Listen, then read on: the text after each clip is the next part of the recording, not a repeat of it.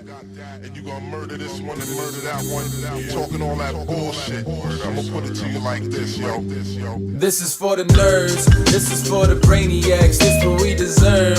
Go ahead and play it back, you ain't gonna touch me, you not gonna do nothing, you are not above me. I bet you wish you was me, I know that I know.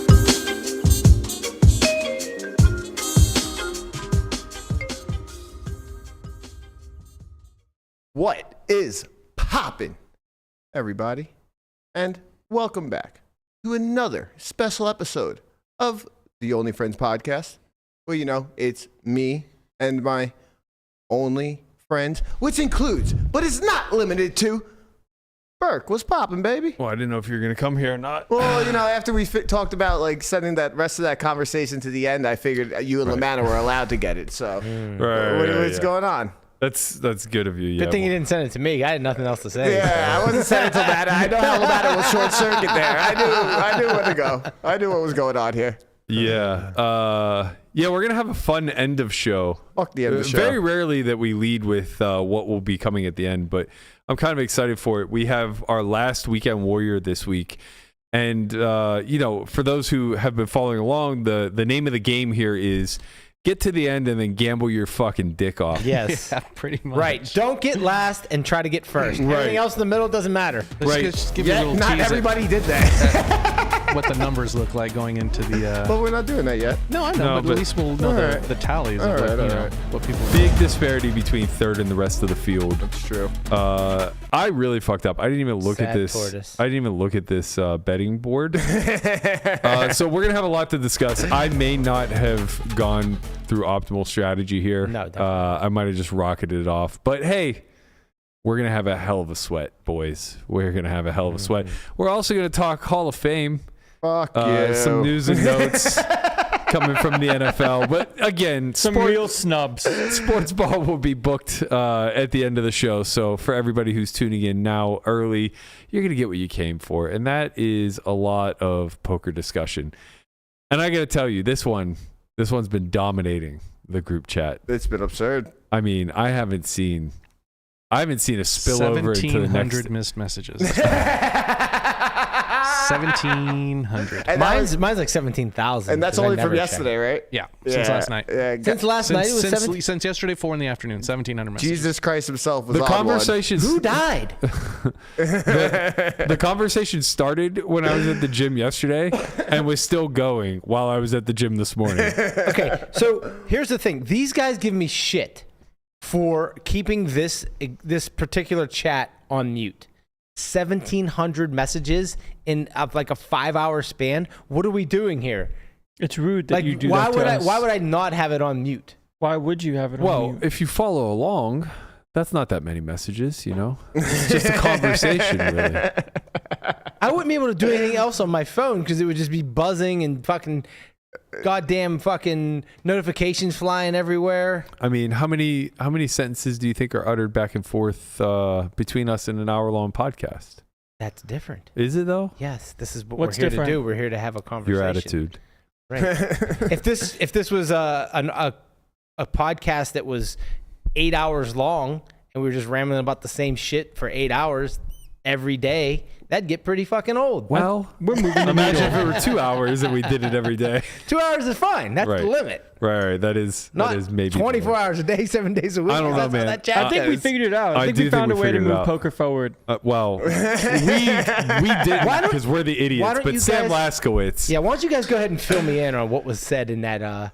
I think you should figure chat. yourself in. I feel like this group chat is homework. I actually think we should somehow make the group I'll chat drop out. public for a day. No. No, we should Don't never. ever do something We would never do that to Go guys. ahead. I haven't said anything in that group for months. The is this racist game is always okay. a fun one to be Yeah. played. That's a Mama Joe classic. It's beautiful. I was gonna say, to be clear, there's only 3 white people in the entire group, and none of them are playing the is this racist game.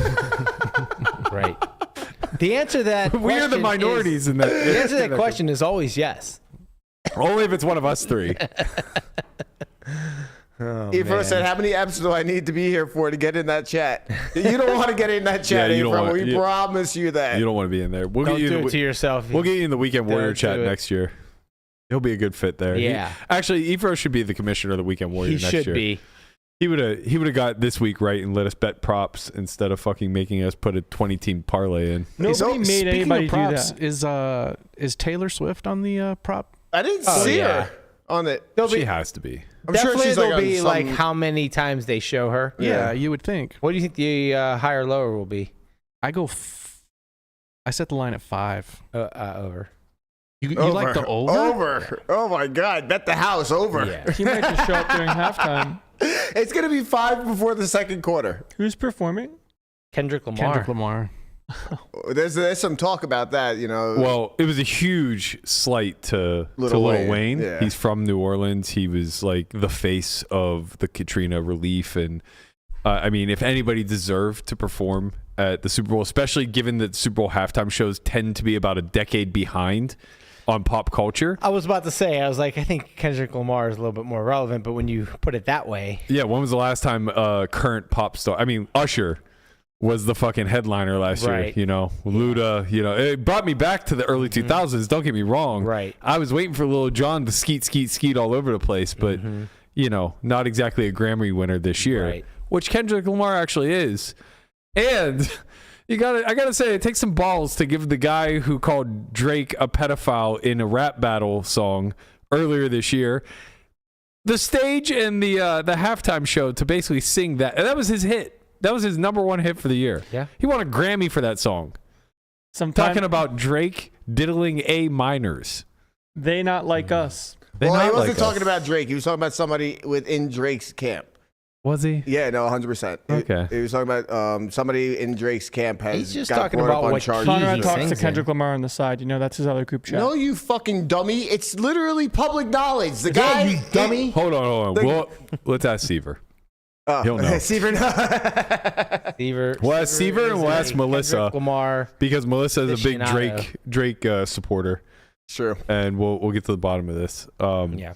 I'm actually happy for Kendrick. Where's Flint Flossie at? Even when Dre and Eminem, which I was super pumped for, did the LA halftime show, which by the way, that's Snoop and a clear indication that like Lil Wayne. That was great. Yeah, but that's like a clear indicator that like Lil Wayne deserved. Yeah, he definitely got this one. snubbed. It's not even It's close. pretty bad. I don't even care for Lil Wayne that much, and he got snubbed times 100. Right.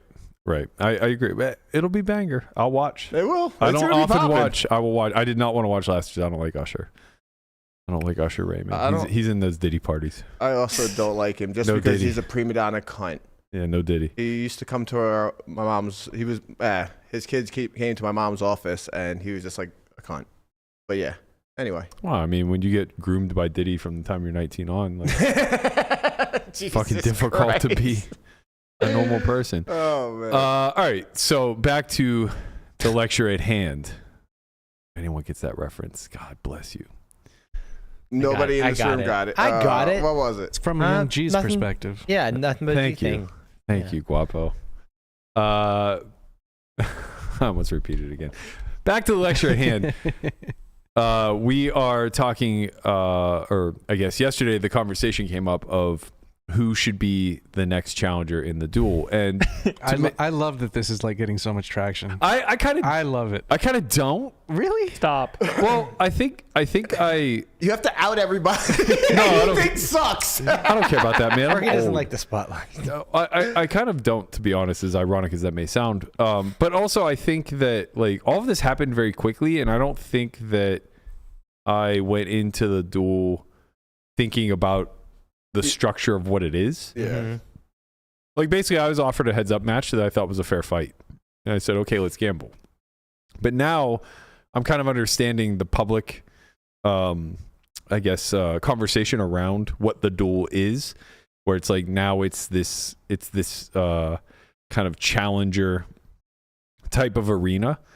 And the way that I view it is like Rocky 3, where it's like line me up all the fucking tomato cans. See, I think it should be like WWE, right? It should be Scripted? Yeah, well, not so much scripted, but like it should be like you guys are really going at it, but like at the end of the day, it's like nobody's like, you know, wants to kill each other in real life. It's kind of all for fun and for show, but hype it up. Yeah, I mean the thing is that like a lot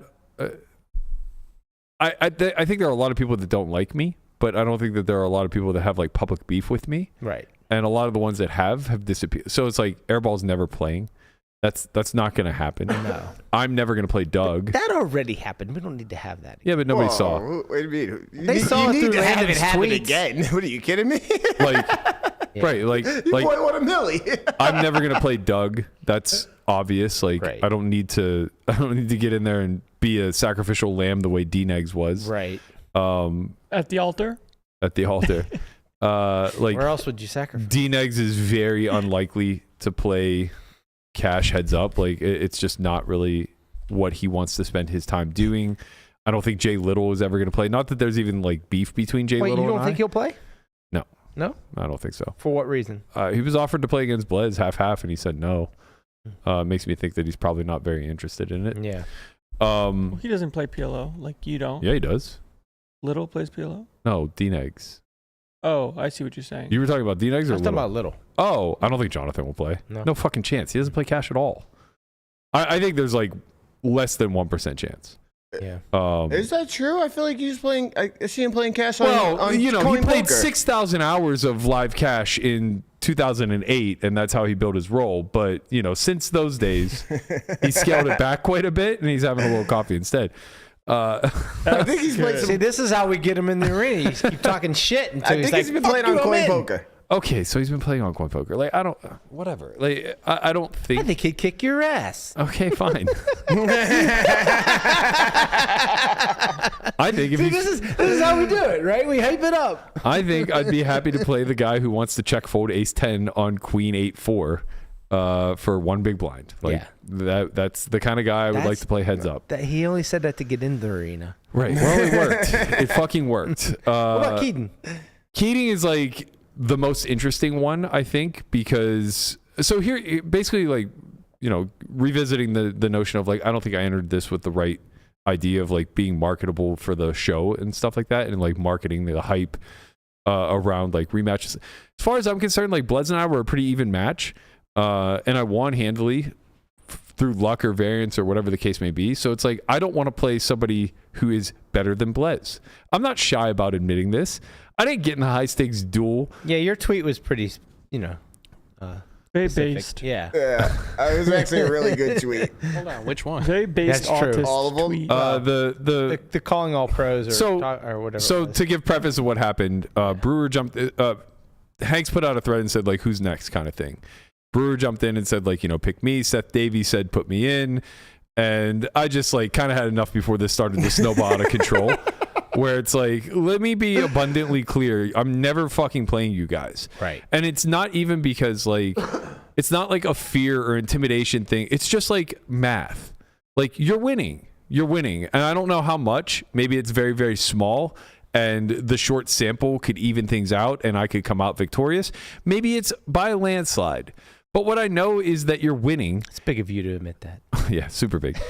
What I know is that you're winning and we're gambling for incredibly high stakes. So I don't really want to just volunteer with no upside. Right. At the altar. Of course.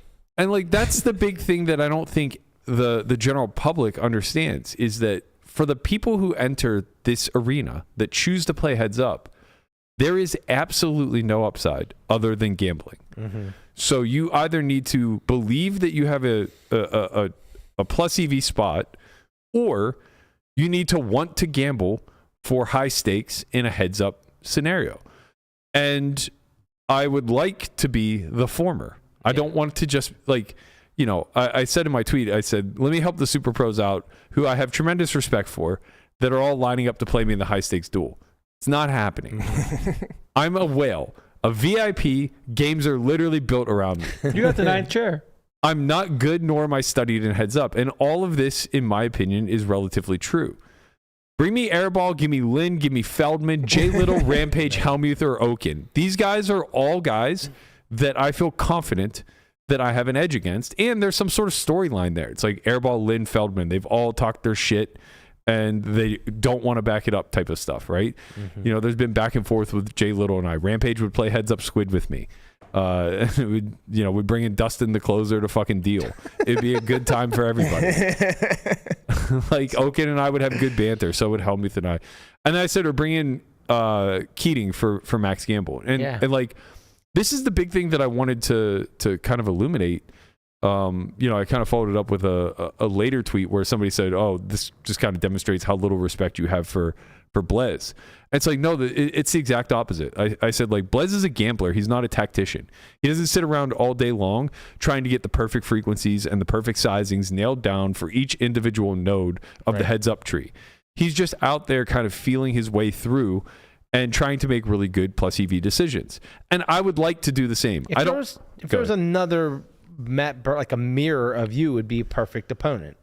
It would be a fun one, right? Yeah. That's what I mean. Yeah. That's what I mean. Yeah, it'd be fun because it'd be someone who's going to gamble, someone who's pretty close to skill wise as you are, and that that are just going to have like a splashing battle, which is what everyone wants to see. Or more importantly, like, we're both going to be free to make some mistakes and exchange EV on the fringes that way, but it's not going to come down to like who's more drilled in 4-bet donks on Queen High. Yeah. Someone I didn't think of, but Efro just said it.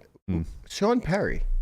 He'd never play. Yeah. He would never play, but I would happily play Perry. Yeah. Open invite to Perry if he would like to. Hoorah. Hoorah. Anyone in that chat. Right. But like I said, Albert Dar's another good example of this. Like, he's for sure better than me at heads up. He just has way more experience. I've played fewer than 100 hours of heads up poker. He's played probably thousands. Didn't he mop the floor with you already? He has my action for life. Like, I'll always give this guy action because he's just not doing things by the book. Yeah. And so it just becomes a back and forth exchange of us trying to figure each other out. Yeah. And of course, variance is going to play a heavy role. But the point is, I don't think anyone believes that the other has such a massive edge that they shouldn't play. And you kind of figure it out there on the felt. And that's how the old heads up arena was like kind of delineated. Like when Seaver was back in the battling streets and stuff like that, it was like you would just kind of play and play and play until somebody said uncle, because they realized like they're just taking the worst of it versus this type of person. I followed this up and I said most of the guys who are atop the all-time money list for MTTs aren't gambling. They're very refined, they're mechanical, they're relatively balanced, they're very studied deep into every single node, and they're not giving up any sort of edges in an obvious manner. So it becomes it becomes incredibly difficult to eke out any sort of edge over a small sample. You need a lot of data, right? You need to be able to play them over 100,000 hands and then analyze that data and be like, oh, he's really fucking weak in turn probes.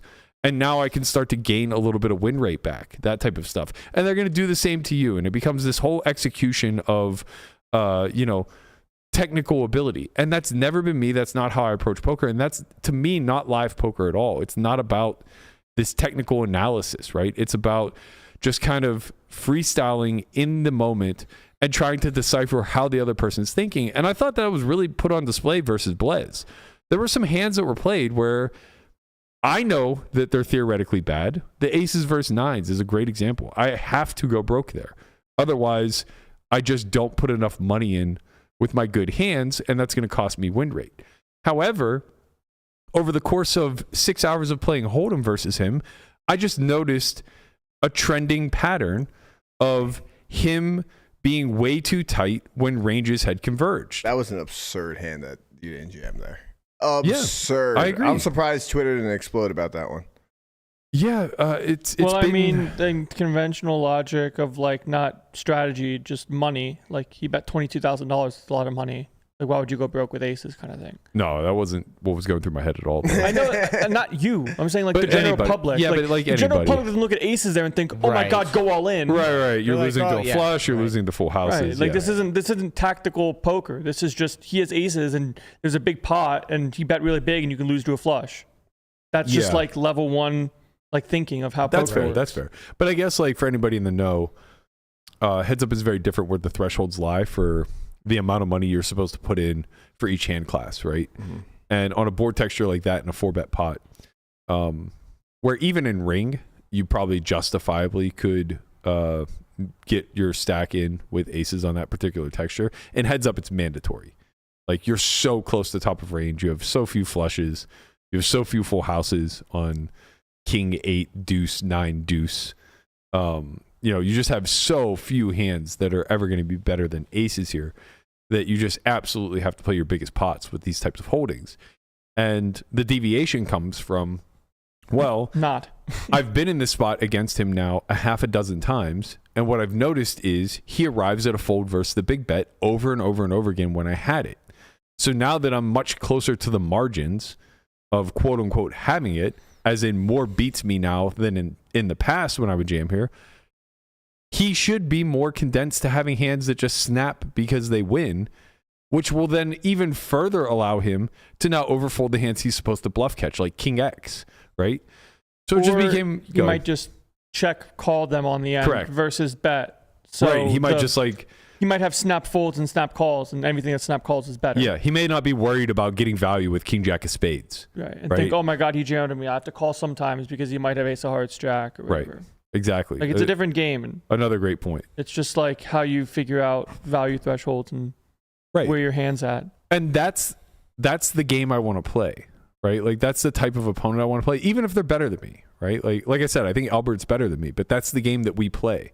It's a back and forth of trying to decipher where his brain is at in the moment. You're not playing like basement wars of who grinded this machine harder than the other person. Right, who remembers the pictures better than the other guy, right? Yeah. And that was why I was willing to play PLO too, right? It's like, that's his game. He has a massive edge on me there. But I think I understand how he thinks, and that should allow me to at least claw back some of that edge and find like pockets of area that I can potentially gamble and stuff like that. Scarier because he has 4 cards, which is more likely to have it. True. That's very true. I thought that would get some replies, and it did. It ended up getting like the initial tweet, I think, ended up getting like over 6 figures. 185 183 views currently. With 68 comments or 63 comments. And the thing is like, it just kind of is what it is. Like, Feldman jumped in, he goes, that's actually the nicest thing that you've said about me, which I don't understand, because I wasn't saying anything nice. I lumped him in with Lynn and Airball. I think that's the point. No, your response was even better. Like, I may as well have told him that he was the one shadow texting for Vertucci. Like, I'm not saying anything nice here. And I said, so you're in? He goes, I'm drawing dead against Airball, let alone you. I would need you to give some serious handicaps plus reward incentive beyond the money. And I said, I'll tell you what, I'll let Vertucci sit on your lap and whisper words of affirmation in your ear all match long. Orange emoji. And you can use whatever coaching Airball used, plus unlimited bathroom breaks. He said he spent $100K on coaching. That's a good deal. Yeah. I think that's very, very fair. He said he spent $100K on coaching? That's what he said. So he lost 1.1 million plus the massages, so 1.129. Yikes! Support small business. I can't believe he spent $29,000 on massages. No, it was like 13K in rake. Oh, okay, and then like 16K in massage. Jesus! He did not have a massage therapist touching him the entire match. So 58 hours at $2 an hour. That's insane. Let alone those secret bathroom meetings. At how much an hour? $2. No. $2. Sorry, an hour. $2 a minute. Yeah. Oh, okay. $2 an hour. Oh, sorry, $2. $120 an hour. Yeah. Wow. So we were paying $200 an hour in rake, plus he was paying $120 an hour in massage. It's insane. Yeah, wild. So actually, it was probably the inverse. We probably paid $16,000 in rake and tip, and then $13,000 in If massage. you want the heads-up duel of like best versus the best, you'd have to have like the streaming service pay the pros money, because why would they just like go play high-stakes poker where they have no win rate? I'm glad you asked that question, Landon, because Brewer kind of posed a similar sort of proposition. So he said that this is nothing. Wait, I lost it. Shit. Hold on. Yes, that is that one. So he said, this is 0 against Matt. Actually, highly respected. He's just open about it, and it's one of the many reasons I like him. But if anybody wonders why their favorite MTT player like Adamo, Fox and Chance, Adrian, Jason, etc., or Ike, etc., are never on cash streams, it is this. Not a personality thing or speed or play or whatever. Plenty of the tournament guys are awesome, hilarious dudes and willing to accommodate pretty much anything, add fun twists, etc. But they're not allowed to sit. No one is in the wrong. It just is what it is. Unless players are paid to be on the show, it'll always be limited to a model that eliminates the best players. Now, I think similar to what you just said, on the surface, that appears to be true.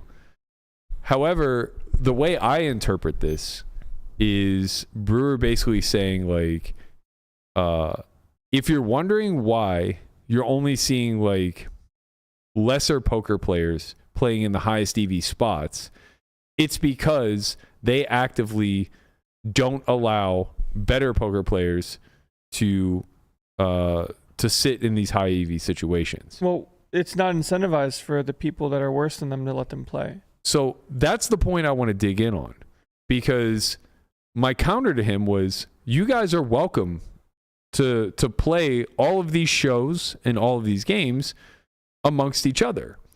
So you're welcome to set up a high stakes poker game between everybody that you just listed, Mateos, Ike, yourself, Kuhn, etc., and just battle. Just play a cash play game high or stakes whatever. poker, 1K, 2K against 5 of the other best in the world. You're also welcome to set up a high stakes duel where you play Ike or whoever else.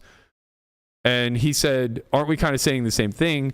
None of us are incentivized to do that because the TV, the production company isn't paying us. It's like, well, we're not saying the same thing because you're complaining that other people are getting high EV spots. And what we're saying in return is that we don't want to offer you our EV for nothing in exchange. And what you're not recognizing whenever you state this is that there's a reason other people are getting high EV spots, right? It's not like most of the spots I get in, I don't have a higher win rate than the pool I'm playing against, right? It would be very similar to me letting Brewer play me. His win rate versus me is probably close to what my win rate is playing, Poker After Dark Squid or whatever. But there's a reason I get the opportunity and he doesn't. And what I said to him basically is that there are 2 paths you can take in poker. You can brand yourself in such a way that you are revered by your peers. You're highly respected. You're believed to be a tactician. Everybody recognizes you as being technically sound and very good at the game. And as a byproduct, they believe you to be intelligent and smart and all the things that come with being highly respected. Or you can be highly sought after by the VIPs. And there's almost no crossover. There's very little. Like Kuhn crosses over. A little bit. Like gets to play on the big game less so because of the ambassadorship and stuff with stars. But like he's someone that's really good and people know he's really good. Mm-hmm. But he's also fun to play with. Right. But even still, his volume is like 1/10 of a Justin Young. Right. That's true. And don't get me wrong, like this is no slight against Justin. Maybe Justin's skill set is like, 1/10 of Jason's. But the point is that when Jason sits, nobody believes they have a chance. When Justin or myself sits, everybody thinks we're on a level playing field. And if you look at the bottom line number, that's just not true, right? Like I am getting to capture a lot of EV in very high EV spots that other people don't have access to. And there has to be a reason behind that. And I think that was my general pushback of like, well, let me just get this out here. Like, I'm not playing any of you. And it's a little bit of soapboxing, but it's more so just like kind of acknowledging the elephant in the room that doesn't get spoken about. It's like, you worked really fucking hard to be elite at this game. And I tip my cap to you. I will never, under any circumstance, try to imply that I know more about the thing than you know about the thing. It's different if you like had a stance of, I'm just as good as you guys. I ain't going to play you though, is way different than saying, I know you're better than me. I'm not going to give you EV. It's not even just that acknowledgement. It's like, yes, that's true. But it's like, as hard as you've worked to become elite at the thing, I've worked just as hard at being elite at getting games. And in my opinion, that skill set is worth way more than being good at the game or being great at the game, I should say. You always have to have some level of competency, right? But to me, the bottom line comes from the action, not from the answer. I don't care to have all the answers because it's almost a hindrance. If I know the answer to every single goddamn spot, it's going to be really fucking hard to just disobey it time and time and time and time and time again to ensure that I stay in action. Well, also to get someone to play you.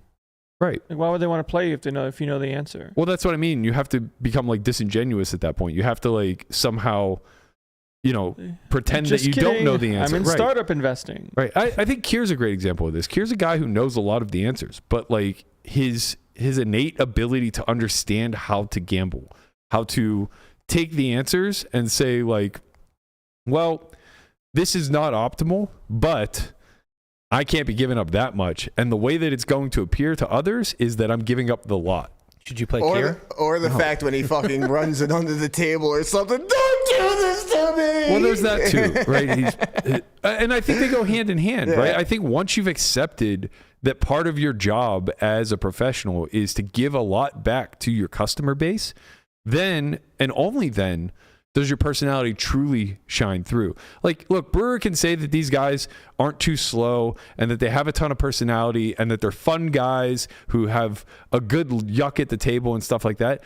And that's probably true at a surface level. But like their personalities do not shine through because they're forced into the toughest competition. It's like the new metric is studied, not goofball.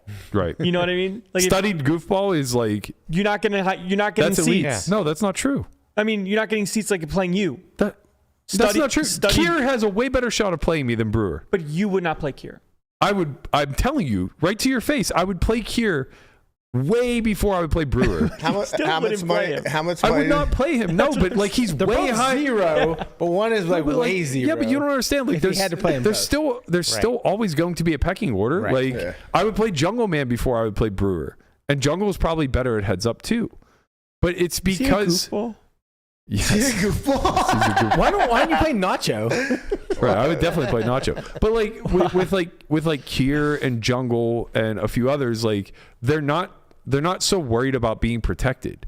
You know what I mean? Like they leave themselves open to exploits and re-exploits because they're trying their hardest to max exploit you. They're not interested in hitting their frequencies. I guess it's perception of goofball because some of the really good high stakes guys are funny guys, but they don't give that like aura off. It's like every answer. You're not going to give up anything else. Yeah, and look, I think Makita's hilarious. I mean, I haven't spent much time with him or any really outside of just like watching and maybe being at his table a time or two. I think he's hilarious, like on these streams and stuff like that. But it's the way like Patrick can be funny. It's not that they're doing anything to contribute to the game or the environment or anything along those lines. It's that they do have a personality that shines through every now and again when their guard is down because they're out of a hand or because they're put to a binary decision where they're facing all in on the river and they have a stone 50-50 catcher. Like, yeah, that stuff will allow for this. But if you're thrust in, like if he has to play Kuhn heads up, I like Kuhn a lot. He's a ton of personality. You're just not going to see much. He wants to win, like right? Yeah. And if you force them to focus on the personality aspect of it, then the play diminishes. They're not going to play 1K, 2K heads up and just be yucking it up the whole time. Like there were points in the match versus Blez where it's like one of us went silent because shit was really snowballing against them. You're gambling at the end of the day. It's not about people love to frame it as like, oh, you have to be a character on TV. You have to you have to check all these boxes. You got to be a funny guy. You got to be an affable guy. You got to be likable, or you have to be hated so that you're the villain, and you have to curate all of these narratives. And that's all fucking bullshit. At the end of the day, people love winners. They want to back winners. First and fourest, right? I think this is why I'm so well liked. But go ahead, continue. Because you're a winner? Yeah. Well, we'll see at the end of this Weekend Warrior. Secondarily, like they want to be able to put themselves in the position of either the player or the opposition, right? And they want to know what it feels like to be in that arena. It's just impossible to put yourself in Adamo's shoes. Like nobody at home is sitting around going like, I could be like Ike. And the ones that are the ones that are like grinding out 500 MTTs or 500 Zoom or whatever, that are putting in thousands of hours of study. and just recognize that like their end goal is to be that. You're only saying that this is true from the skilled perspective, because when you look at someone like Keating, people don't think they can be him. They just see him as They do think they could be him. They think if you handed them $1 million, they could throw the same party. I mean, If you hand them $1 million. Well, it's a money factor, Yeah. not a skill factor. Right? And that's what makes Keating so fucking desirable for streams. Because what he's doing, there is a method to that madness. He's not just a drunk guy spewing it off, but that's what he represents. And that's what the audience at home sees. So it's relatable. There's nothing relatable to Ike, fucking locked down in scuba gear. playing like B10. Right. Playing like B10. Right. Finding a way to play 5 streets of poker with 6 big blinds. It's just like, look, that's impressive that you can do that. And this is no slight against you. Like, if anything, I applaud you for being that fucking entrenched with knowledge. But, like, it's just lost on the casual consumer. Like, I equated it to chess. I've watched one chess thing ever. It was chess boxing. Because I don't need to understand much. Pretty girls move chess pieces and then punch each other in the face. I'm in. I'm fucking in. You got me. Tell me if it was a good move or whatever after the fact. Like, somebody interpret the chess for That me. right hook was pretty good. Right. Somebody's going to have to interpret it. All but right, it's like, Berkey versus Botez. Let's go. No boxing. no boxing. Definitely no boxing. But yeah, like, Ready to get in the ring. I think it's a tough spot because I think the audience, and this is where like I do agree with a lot of what Sam was saying in our chat yesterday, where he's kind of saying nobody wants to see just 2 rum-dums that are giga rich and don't know the rules throw shit at one another. It's like, yeah, maybe to some degree I agree with that, because I'm not so sure that the audience has any idea what they want of you. I think that they think about it in certain ways, like the way sports work, right? So they're like, oh my God, would love to see Kuhn and Adamo square off. And it's like they go and play, and the first 6 pots never get above 5 big blinds. And they're just like, what the fuck is going on here? Right. You know what I mean? And it's no fault of either of them. They're just playing correct strategy, right? They're playing a limp strategy. Correct strategy is boring. Well, it's not that it's boring. It's up for interpretation. And the problem is if you are a layperson, you don't recognize the art within the science. But you get to see the 2 cards and think, oh, he should bet really big because the other guy has the second best hand. Exactly. Not, oh, that's interesting. Like, block seems pretty cool. Like, that's not how it works, you know? And that's not how commentary should be either. Like, and that's why Schulman's so fucking good. Like, commentary is not to be like judgy. It's like, okay, like this happened and like this happened. Like, I can see him do this thing or whatever. And it's not, oh, here's technically why it's good. Like, learn something. Right. A lot of the commentator's job is, when actions occur, basically giving the audience an abbreviated menu of what was on the table, and then why you believe this item was selected. It's like, okay, well, here are the 3 sizes that he had available to him plus check. And with this particular hand, I think it has the properties that lend itself towards this particular size. And then the audience is kind of just like, okay, I get that now. I'll stick that in the memory bank. It's the Tony Romo approach, right? Where all we see is a 3-step drop and a sack, but he's able to identify that the right guard missed his assignment and the slot receiver broke to the outside instead of the inside, which then ultimately led to a coverage sack, right? That is huge for the viewing audience, because we just emotionally respond to the result. Oh, why didn't he throw the ball? It's like, exactly. Well, he couldn't throw the ball. Exactly. But he then gives you a reason to commiserate with the result. It's like, oh, okay, well, we got a little bit unlucky there. Or that guy's actually to blame instead of this guy, you know? And that's helpful to the overall experience. But look, man, at the end of the day, when we circle all the way back to incentives on this whole thing, it's like, I'm not getting paid a penny to be there. I played Blez because I thought I could make some money if I ran well, and I did. I don't think that about a lot of the elite players, right? It's like, if I run really well against Brewer, I'm probably going to win a buy-in or 2. Yeah. You win a buy-in or 2. You don't win 10.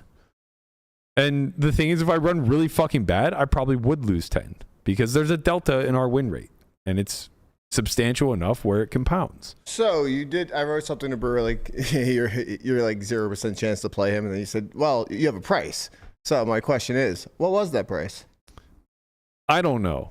All I know is I was very insulted when he said we can do something fun like a weighted flip every 30 minutes. It's like, brother, I just paid Blez $5K an hour to play me Hold'em. Like, we're not doing a 1K flip every 30 minutes where I'm making like $100 of EV. You're going to have to come with something stronger than that. He did call you stupid there. Who did? Brewer called you stupid there. But that summarizes the whole point. Yeah. Right? Feels like vulturing. That summarizes the whole point. His brain can't even conceptually wrap itself around the idea of taking the worst of it. Yeah. Right? It's like when Blez hit me with 15K, it's like I think I'm taking the worst of it in PLO, and I might be taking the worst of it and paying him 15K to play Hold'em. But what I'm sure of is that he's taking the worst of it in Hold'em. So it's on me to try to close that gap, and I would rather do it from the offensive side than the defensive side of PLO, right? And it's like, if I'm taking the worst of it here, fucking God bless, who cares? We're gambling for a lot of goddamn money.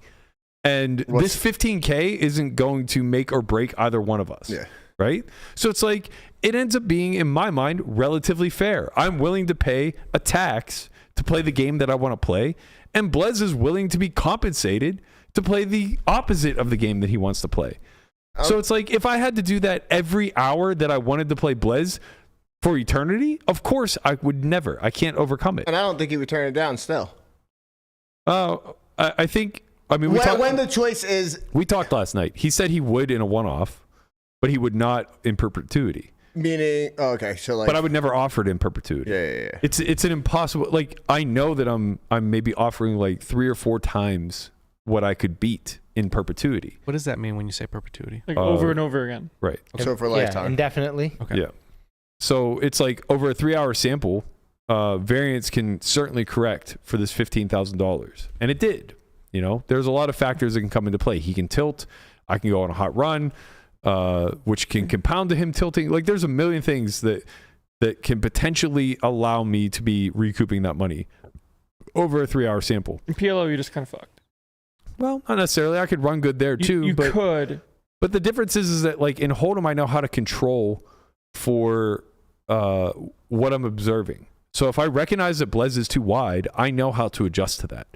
If in PLO he starts tilting and just like rage 3 and 4 like betting, spam pots and clicks pot every time. Like, it gets scary. Like, well, I don't know how to correct for that. You don't know what to do. I don't know where the thresholds lie, and I don't know how to expand or contract, right? So it's just like I'm kind of out on an island trying to figure out how to gamble within the framework of a game I'm not that familiar with. That didn't go well for me. I tried this once, didn't it? Right. Matt lost money doing from this too. I played someone PLO. I don't know PLO. We played like 5-10. And he just like potted every single decision, and I was not sure what to do, and I lost money. That's when you got cheated. No, I didn't get cheated. No, it was much bigger. We lost way more there. Yeah, it was not when I got cheated. It was just when I was playing someone that did not know PLO either, but he knew how to put in a lot of money, and it was not good for me. All right.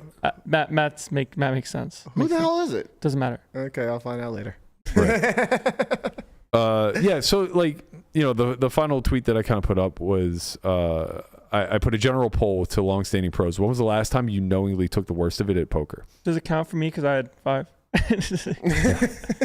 Yes, last week. I answered correctly. And like, I don't know how honest these results are. I mean, I guess like within 3 years being the lowest one does make a lot of sense, because either you're a person who takes the worst of it when appropriate, or you're somebody who just never does. Mm-hmm. So I think the fact that like 27 people say never/don't recall is probably indicative of a subset of the community. But I also think that there's probably a lot of people who just wanted to see results and click that button too. Mm-hmm. So I'm not really sure, like only being able to give 4 options is kind of shitty here. There being 35.5% that say within a week, man, that just has not been my experience in poker at all. Like, I feel like everyone wants to think that they do. Yeah, versus actually I don't believe that either. Like, it's the same thing as when you talk to people that play the main and ask them if they're winning, and like 80% of the people say that they're winning in the main. Right. That's not how this works. You know, everyone wants to be the guy that gives action. Everyone wants to be the cool guy, and it's like there's a lot of the way that the poker works is that as a gambler, you don't want to take the worst of it because taking the worst of it feels like you're being stupid. Right. Like cue myself in prop bets. Like I'm awful at prop bets, you know? And it's just like taking the worst of it is not looked at as like a good, it's like, oh, you're a fish, like you're a whale. Like people don't want to be like the whale. Right. Unless you know you're being the and whale. when I say taking the worst of it, I'm specifically saying that you're doing something that you believe could potentially have a long-term payoff for other reasons, but is very uncomfortable in the moment. You know, like you just blind straddling all in for 100 bigs in a game. That's very uncomfortable in the moment, and you're probably risking 15 or 20 big blinds in this spot. But if you believe that it could potentially lead to a VIP in the game losing 600 or 700 big blinds over that session, granted, you're not going to recoup all of them, but you're going to earn more than the 20 big blinds that you're potentially sacrificing in this spot, then it's very uncomfortable to do, but clearly has a potential upside to it. Or like there's long-term value of getting in a game. Exactly. Or if you think doing this once somehow leads to 20 future seats. Right. It's a no-brainer, right? Yeah. Even 5 future seats, whatever. Like there are things where it's like, I'm very uncomfortable doing this, but I need to make this a part. I need to get comfortable doing it. I need to make this a part of who I am and what I provide to an environment. To be fair, I wouldn't say that's like a possibility for most of the people that voted on the tweet.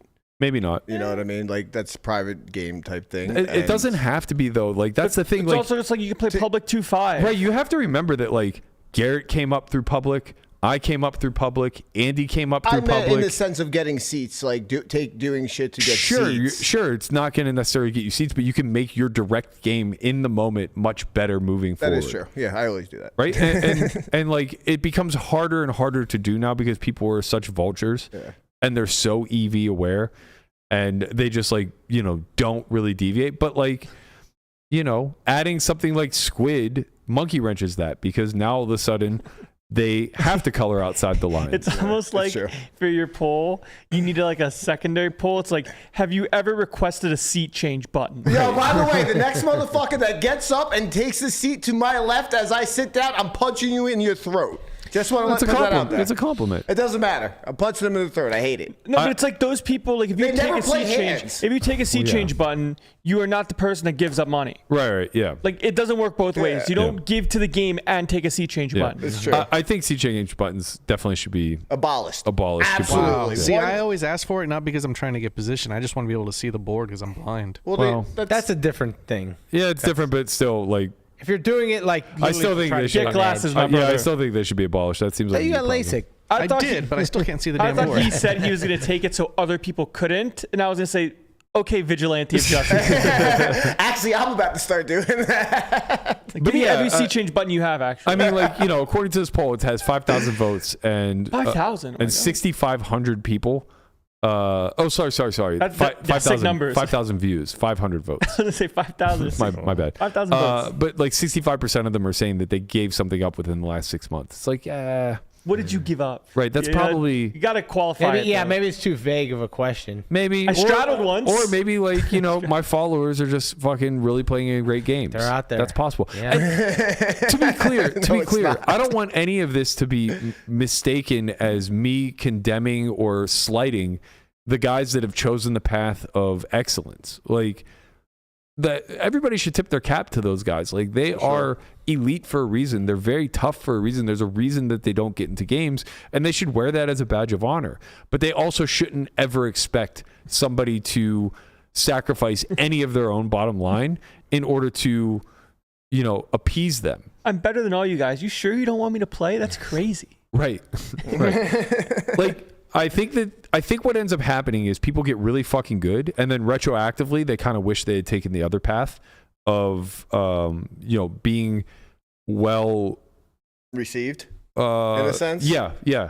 Being sought after when it comes to generating games. So they try to retroactively eliminate the elitism that's kind of associated with them and become a fun guy, which is just damn near impossible. Right. I don't want to keep picking on Brewer, but I think when these situations arise where it's okay, Berkey's looking for an opening. Doug's a great example.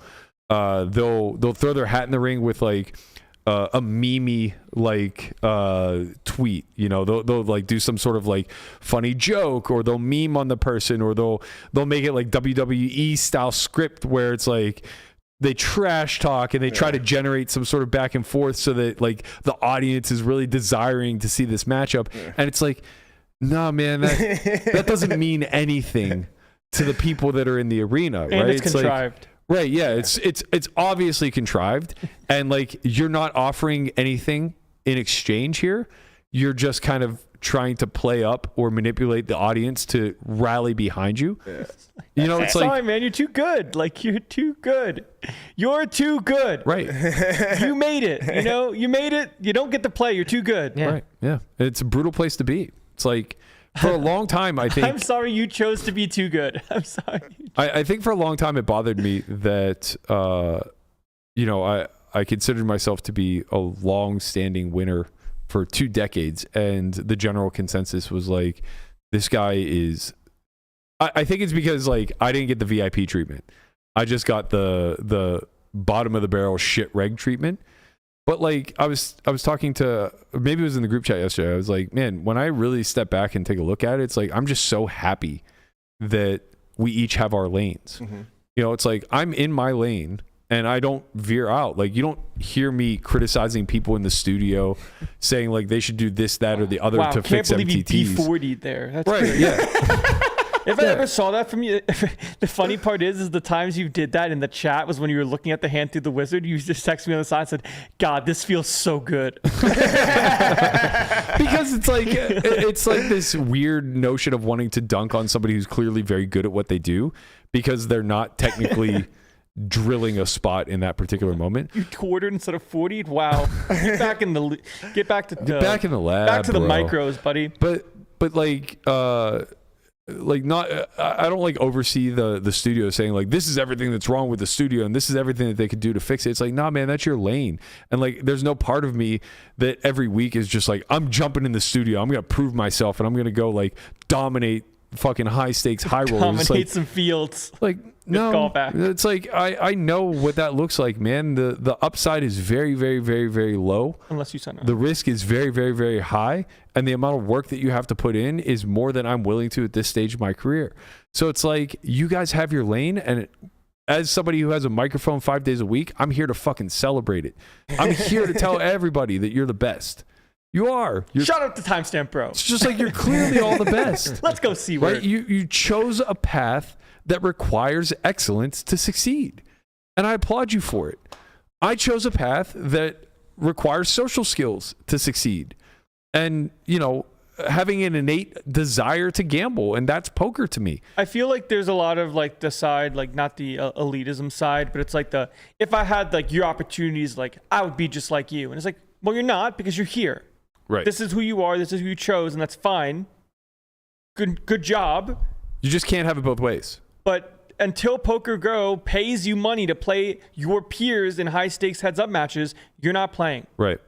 And even that's it. I'm not even sure if you play. It's like the number had to be pretty fucking big. It would have to be high. Yeah, well, it's just absurd. I mean, the sample's really low, so the number probably doesn't have like 20K moves mountains. Oh, 20K is a lot of money. Yeah, that's fair. It's fucking a I mean, lot. it's not though relative to what we're gambling for. It's isn't, uncapped stop loss. It's still like 3K an hour. Yeah, when you put it that way, it's actually not that much money.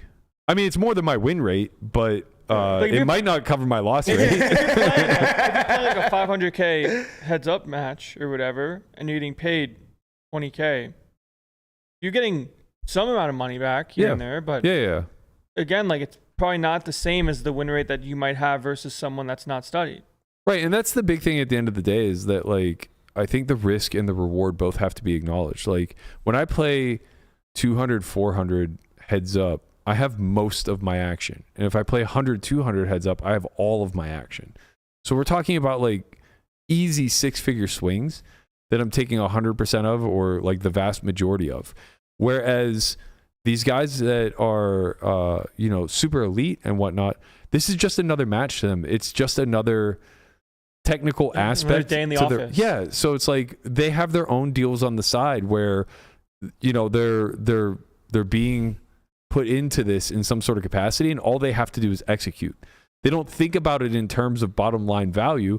because all they need to do is have a win rate, and then it's justified, right? Like it doesn't matter if they're winning 2 big blinds per 100 or they're winning 10 big blinds per 100. As long as their money guy decides that it's a spot worth taking, like they take it. You'll play Seth.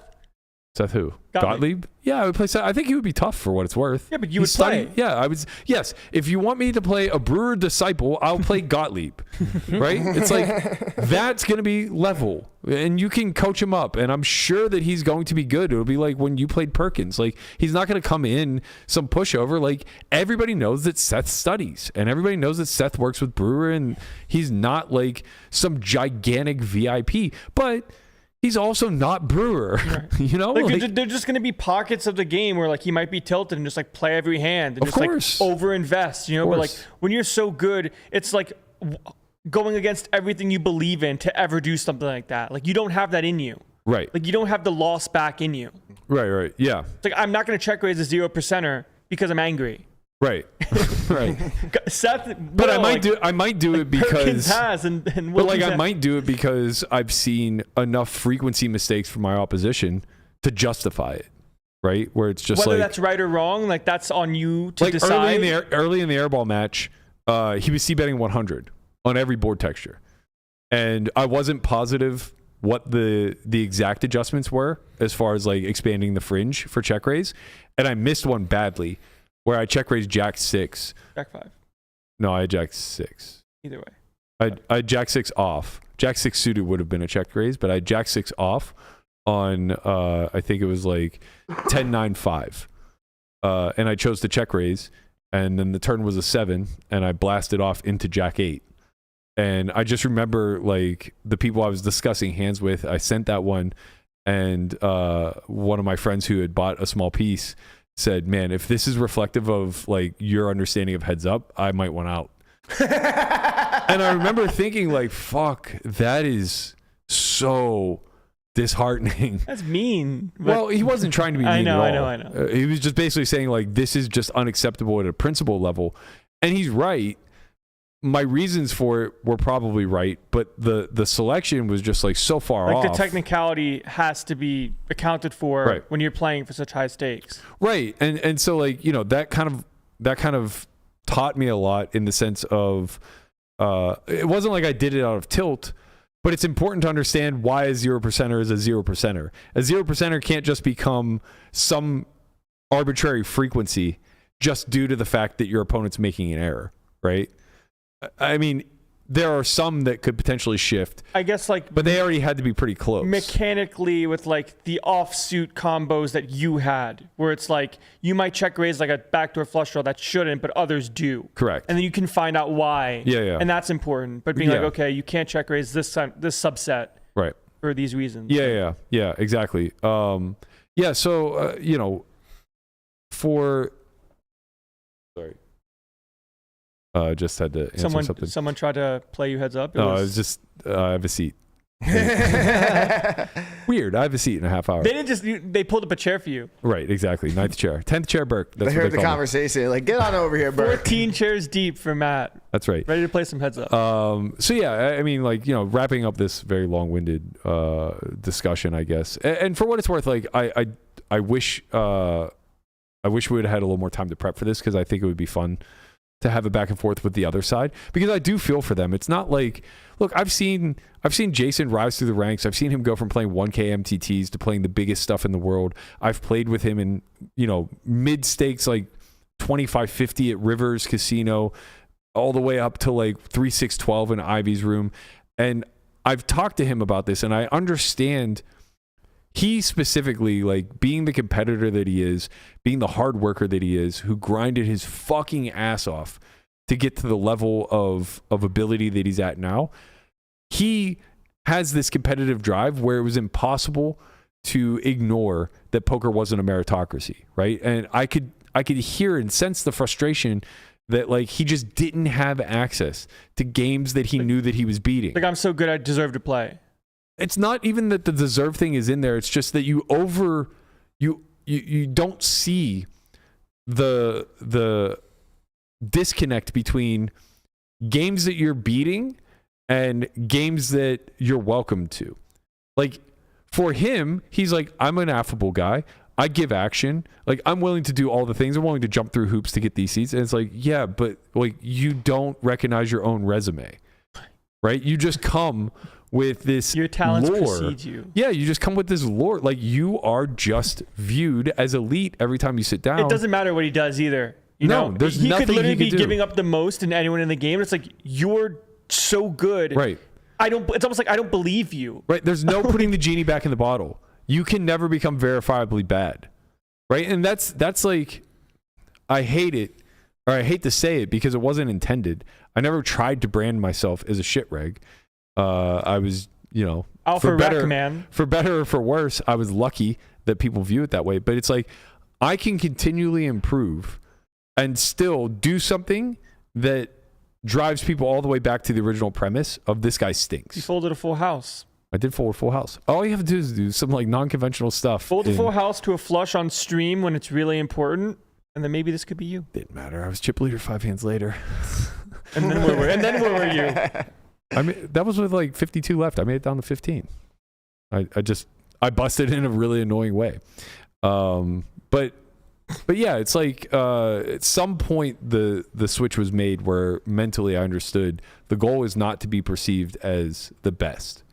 The goal is to be perceived as the best for the game. Like that's the bottom line end of it. And there are guys out there that have made a career out of this. A guy like Keith Lear. Keith Lear's very good at poker. Anybody who thinks otherwise is like not paying attention. Yeah. But the general consensus on Keith is that he's just a rogue gambler who gives a lot of action. Yeah, he's a goddamn gangster. He'll forever have a seat. He's a goddamn gangster. And that matters. That matters more than any other skill you can acquire in poker, in my opinion. Yep. Unless you have the ability to play high stakes and have a sick ROI. Like there's a lot of guys in the studio that do very well for themselves, I'm sure.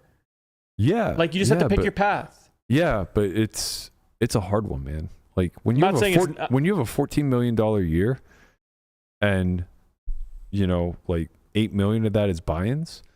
That's still a fucking great year. Yeah, that's a compliment. That's a great year. Kidding me? Yeah. Yeah, but you have one $14 million year career. Oh. Like nobody's had two, ever. Like that we've seen. Nobody has two. It's probably gonna be more possible coming up because the buy-ins are so much higher, right? Like there's 500K Tritons. Right, but now the buy-in total goes up. The buy-ins also do increase too. Right, so it's like it's different than like winning. Right, so it's like okay, you have a year where you profit 5 or 6 million, and that's fantastic. But that's your unicorn year. And also, like, do you have all of yourself when you first start doing this? Right, probably like, not. You like how much you're and swapping out. That's what I'm saying. It's like the best of the best, the absolute elite. When we look at what their year-over-year win rate is, it might be somewhere in the neighborhood of like $300,000 to $500,000. Think about that. When they're playing 8 million in buy-ins, their ROI is 7%. 8 million in buy-ins. It's a lot of money, but that's kind of pain. 10 million in buy-ins, 7% ROI. Here's 700K. That's a lot of stress. It's a fucking lot. That's bro, a lot of stress to play high you can make stakes like 700K at 2550 live. Yeah. If you're getting in the right games in a year. You know what I'm saying? Like the parallel here is not one to one. Because there's a lot of room up from 2550 live. Yeah. There's all the way up to 1-2 that you can get into, and then there's a whole other level that you can unlock whenever you become the Robles of the world, where you're just bare minimum playing 501K. Yeah, it's true. Robles a goddamn fucking G. Let's talk about that for a No quick. one figured it out earlier than him. Yeah, honestly, and like that's the guy you should be mirroring yourself after. He found JRB. He basically JRB's another guy. I mean, you shouldn't have his spending habits, but another guy that you could absolutely mimic. Yeah, no, absolutely. But Roble is Roble because of JRB in a way. No. He was Roble way before that. But you're right that it helped him catapult into being a game runner. Yeah. Okay. Right? It definitely aided that whole process, and Roble's so well off because of it. Yeah, that makes sense. But every step of the way, Roble has always nailed it. Like early days of online, he found the peak. He found the way to maximize ROI there. Mm-hmm. Early days of Macau, he was the first one there. Found ways to maximize the network there. You know what I mean? Like early days of TV poker, same thing. Like he was literally first mover in every single market. He's just a damn and just maxed every one of them out. Yeah, makes sense. Now he just sips wine, gets drunk on air, and like 200, 400 is fucking penny stakes to him. What a life. Found what a a way. life. Godspeed, man. He's the fucking best. I hope they put him in the Hall. Speaking of the Hall. Fuck! Yes. I was hoping you fucking forgot. No, we're not gonna forget. Only Let's one talk Manning in the about- hall. I sat here silent for the last, I don't know, half hour. Shut up. Just so we can get to this point my right now. God. Let's talk about who is not. Don't you have a seat? I do, so this is going to have to be brief. Yeah, hurry up. I actually won't dunk on you for that long, but like, let's just be clear. Dunk on him a little bit here. Let's just be clear that you shouted from the rooftops that Eli Manning was going to be a first ballot Hall of Famer. Obviously, they're racist against the Giants. Okay, Penis. the Giants are not a race. I guess technically you can make is all very you might short. be able to make a case that a giant is a part of a race. Anyway, Like the Vikings. not only did he not get in on his first ballot, but the final numbers have yet to be released. But for what I'm hearing, Eli Manning wasn't even remotely close. What you're fucking hearing. Get the mother. Wasn't even I don't remotely wanna hear close. this shit. Can we Word on the finally street. put to bed Oh my God. how much of a mush Conrad is? How many people have what's his name beat? How many people have beat Tom Brady twice in the Super Doesn't Bowl? matter. And once Obviously, again- that's not the criteria Oh my Right. Yeah, that how it is it takes to not? be a first round Hall of Oh Famer. my Once, God. once, Hall of once Famer. again, we'll go back to the fact that This is is clearly absurd. just a bottom line type of thing of your Right. resume. Listen, the guy is good. The guy is a will Hall of get in. Famer. Yeah, of He'll course get he'll in. get It's just he's not first ballot. Like, Right. look at someone like Ben Roethlisberger. Exactly. What Now the that fuck are is you a first dumbass ballot. saying? He's a first ballot Hall I of Famer. can't And you know believe what it. he did? He lost to Tom Brady twice in the AFC Championship. Right, exactly. he's They not don't He'll care. still be a first ballot No, Hall of he really Famer. care. won't. Look at someone like Mike Evans. Right. First ballot Hall of Famer. Well, I'm back on the Mike Evans Let's train. go. You can't not be on the Mike Evans train. I was Just can't not be. I've been shouting it for years. I didn't think when I saw his stats. Yeah. The thing is though, with wideouts, it's really fucking hard to be a first ballot guy. yeah, of course. he's It's the like Randy Moss. You need to have like Mike Evans stats. He's literally the only person that's done this. I know we're joking Yeah. about this, but like I actually don't know that he'll be a first ballot guy. He might not be. Like because when you say Randy yeah. Moss, you Right. don't think Mike Evans. I say it tongue in cheek. I I don't understand. say it like with all of my being, like this one of over course. here. Well, he's an idiot. We know that. But like statistically speaking, he probably does have a strong case to be a first ballot Yeah, guy. he should be However, with receivers specifically, Yeah. they so infrequently get in on the first ballot that it's like you have to be once in a generation It talent. depends on class. The class he's into. Well, we thought that about Eli. This class was diluted, bro. So, there was no one Do in we this know class. who got in, or do we just know Eli didn't? I stopped paying attention when I realized Right. he wasn't getting Right. in. I saw a picture of them all up there. I was like, Eli's not there. All God, I right. fucking I hate think you Sterling guys. Sharp finally got Yeah, in. he did. He did. I'm not sure if Vinatieri was a first ballot guy or not. He deserved to be for sure. Imagine a kicker getting in over your quarterback. Fuck you. I'm so tired of this Hey, shit. man, How do Boswell's I get first fucking ballot. absolutely trashed here? But yeah, I will. Stop making statements like that. And you What do you won't. mean he beat Brady twice in the Super Bowl? I know, What and it was else great. do you It want? was great. It was glorious. I loved every minute I of can't both of those breathe. Super Bowls. You know I who agree. else is in the Super Bowl? Patrick Mahomes. I hate him. And you know ballot- who's not? First ballot Hall of Fame. Right, Joe he's Burrow. awesome. That's true. Joe Burrow, not first ballot Hall. of No, Fame. but you know, Conrad comeback Cook. player of the Conrad's year. Cook. Shocker. Comeback player of the year. He might be the comeback player of the year every fucking year. He's just gonna keep getting his head ripped off Yeah. in the North. Right. Yeah, I will stay on record. I don't think Evans will be a first ballot guy again. Like he just doesn't have that Randy Moss flair. You but think Jefferson does?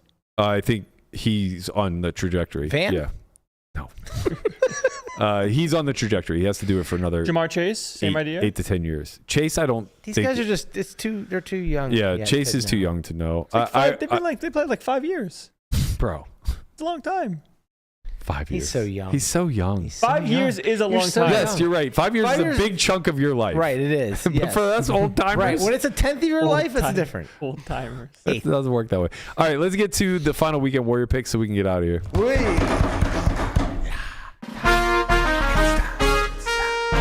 Let's go! Let's go! Because this is the week where Connie takes the victory.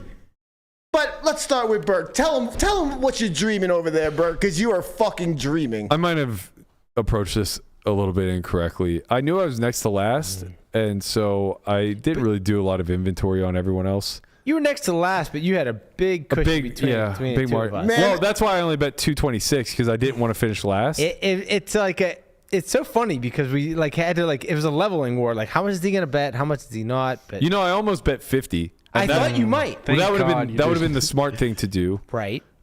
because then we would have tied. And Or no, I would have won. well. Anyway, I went with that approach. But go ahead. anyway, I almost bet 50 because it was such long odds Right. that it would have still given me like $5,500 or something. I was like, you know what? That's not enough. That's not going to win it. And then I saw like 100 got me to like, 11K. And I was like, well, that might win it. But at this point, what's the difference between betting 100 and 226? Let's just make it a round number, 25,000 if I rip this off. And I got to tell you, of all the long shots I've put out here, this one seems like the pick to What do click. we got here? I like some of your. We got The pick to click is we got Saquon anytime touchdown. That's a lock. AJ Brown over 70 receiving yards. Higher. AJ Brown touchdown. Those are correlated. That's probably a lock.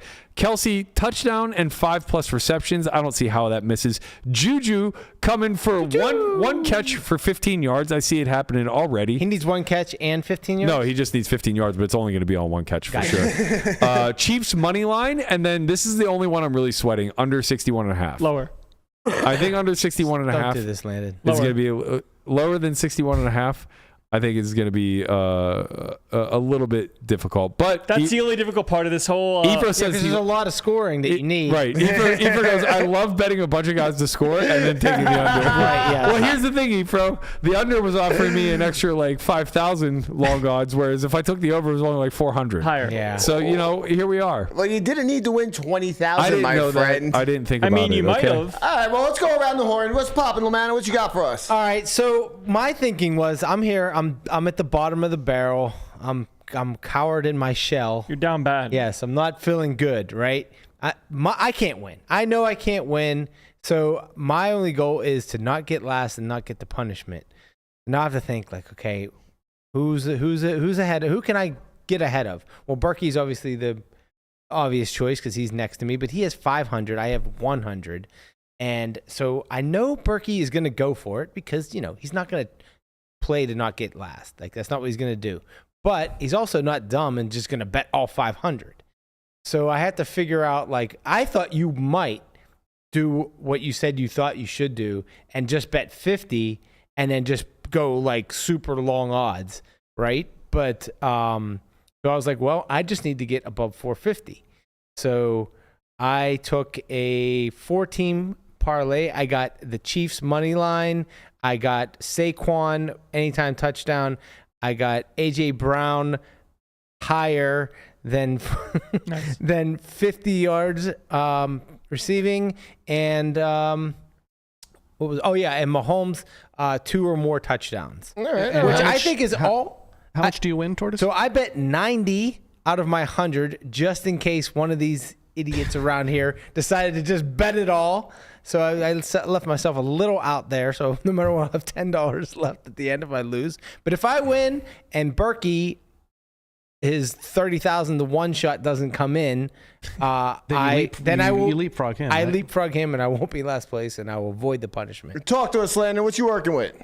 I bet enough to win if. What the hell is your nothing else. bet? I bet what is this? A 6-teamer.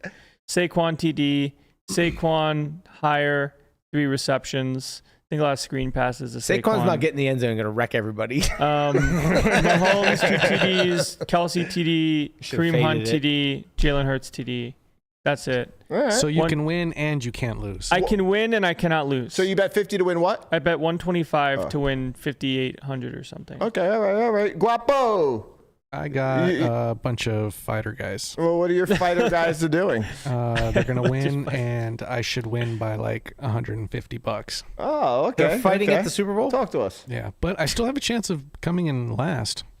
Wow. Which would suck, but that means Tortoise and Berkey would have to win. Now, I know you didn't want this punishment. I'm surprised you went that route. You went that hard. I know you want to win, but Well, I think contrary to what some people may believe, I'm not as nitty as you think. Imagine I running- realize that, but I think the smart thing would have been to bet just- a little less and then just go take for another, yeah. Yeah. Imagine a little running bit 3 longer miles, odds. eating 12 packs of tortillas. It's going to be The tortillas sick. aren't so bad. I could do that. That's That's just carb loading, That bro. doesn't sound like a punishment. Go on. What you got? I thought Talk to us. Well, he said a bunch of fighters. Who do we got? I'm going with Dricus Duplessis. I'm going with Zhang Weili. I'm going with Topuria's little brother. And 3 guys I never heard of, but one of them ends in a V, so I'm going with the Connie strategy. The V always wins. The V always wins. Well, let me tell you about what our friends got. Our friends that are, in the lead, a.k.a. Sir Jeff Platt. He's risking $516 to win 100 with the Chiefs plus 7.5. He's going with, don't lose any money strategy. I don't blame him. Should have bet 50, though. And he didn't have to do all that. Our boy Hunt is out of his fucking mind. I'm not even going through this shit. Just put it up there. No fucking way. And 30,000. You bet 1,000 to win 30,000. Who does he think has 30,000? He's not that far back from first. My God. This is all you have to do is bet one team. Strategy. Anyway. So much about ICM and all of that. All right, and then last but not least, our boy Hanks, he's betting 2,100 on the Philadelphia Eagles money line. And I was very, very happy to see he was betting 2,100. You want to know why? Why? Because my bet is 300 to win 7,500. Okay, let's hear it. All right. We got Saquon 2 TDs. Kareem Hunt touchdown. Kelsey touchdown. Saquon 100 yards rushing and receiving. Jalen Hurts 15 yards running, and Kareem Hunt 25 yards running. And the under. No, I don't have a fucking under. Yeah, the under might have been a mistake. I said I'm sweating it. This dumbass has everybody to score a touchdown on the team, and both teams, and then the under. It would have been. If I could do it again, I would eliminate the under. Very dumb on my part. I took an alternate under. It was like I got an extra 22 points. If I would have, if I would have fucking actually thought this through, it would have been, the play for me would have been to fade Saquon Barkley. Everybody's just, of course. And their mother's going for Saquon Barkley. I just fade him on a touchdown, and I didn't want to fade. I just added a bunch of shit on top of it. Before we get out of here, did anybody else see that DraftKings Saquon Barkley 5 touchdowns plus 15,000? That must be the most fucking man. I should have just laid the wood on that one. cracked out bet ever. Yeah, I should have laid the wood on that one and just That is rolled with absurd. it. You guys are all insane. We're all insane. All right, we are out of here. Talk to him, Burke. All right, that's going to do it for us this week. Thank you guys so much for joining us. Before we get out of here, I just want to give a special shout out to Andrew Lippo. Fuck you pussy. Wow. The fuck just happened? He's been talking shit for 5 years about how good he is and how bad I am and why he gets shut out of private games because he's too good and that I'm the whale and that's why I get it. Buddy, you get shut out because you're a miserable fucking twat that nobody likes, who's a goddamn nit and VPIP's 8%. These dusty ass regs who have been losers at 5'10" since 2008 because they play no goddamn hands, all come out of the woodwork whenever all of a sudden the guy who gets all the action in the world wants to fucking play. Talk to him, Burke. I asked him to play me heads up. He goes, I'm not good enough to play you heads up, but you fucking suck. You're invited to my ring game anytime. I said, I'll come play your ring game anytime you want as long as you're not playing penny stakes. He goes, actually, I retired. It's okay, you little bitch. Fuck you. Also, actually, now tell us how you really feel. Also, Christopher DiMacci, I don't even know who the fuck you are, but fuck you too, you little bitch. I think you're some mixed game clicker who wants to play while he drinks tequila. Okay, you want to get drunk and play for 100K? Let's fucking get drunk and play for 100K. I'll drink bone broth, you drink tequila. And if you think you can make up the goddamn difference because you're so fucking great at this game and I'm the guy, let's do it, buddy. He's a bitch. Let's do it. These are the people that I want to play, okay? Not Brewer.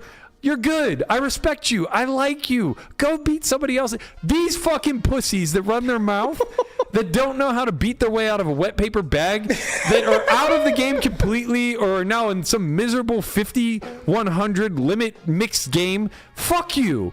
Come play. Tell him again. Come play. Talk to him, Burke. That's going to do it for us. We'll see you guys all Monday. Later. Peace, I think.